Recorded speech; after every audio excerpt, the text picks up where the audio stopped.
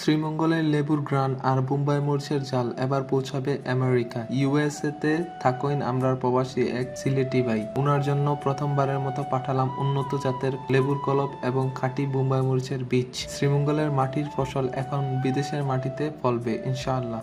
অনেকদিন অপেক্ষার পর ভাইয়ের জন্য পাঠাতে পারলাম আমাদের শ্রীমঙ্গলের সিডলেস বড় জাতের এবং রসালো লেবু। এর সাথে ভাইয়ে চেয়েছিলেন শ্রীমঙ্গলের বোম্বাই মরিচের বীজ।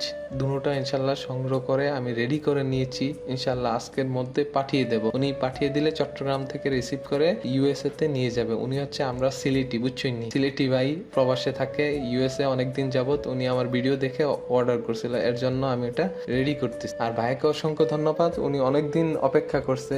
3 মাসের মতো সময় হবে, আর এর জন্য আমিও দুঃখিত ভাই, অনেক দেরি করে ফেলছি। তাই এগুলো সুন্দর মতো গুছিয়ে ভাইকে পাঠিয়ে দেবো। প্রথমত লেবু পেরে নিছিলাম, লেবু পেরে এটাকে সুন্দর মতো ধুয়ে নিছি, কারণ এক জায়গায় দিব, একটু পরিপাটি করে দিলে সবচেয়ে ভালো হবে।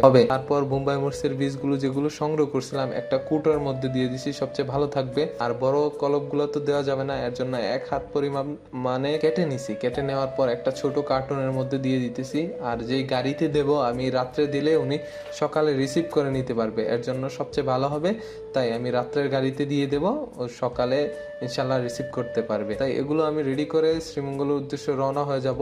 আর এগুলো এক কার্টুনের মধ্যে ভর্তি করে রাত্রে যেই চট্টগ্রামে গাড়ি যাবে সেই গাড়িতে দিয়ে দেবে, এবং বাইরে যে আত্মীয় আছে উনি পরের দিন নিয়ে যাবে ইনশাল্লাহ। যাই হোক, মানুষ হিসেবে আমার অনেক ভুল আছে।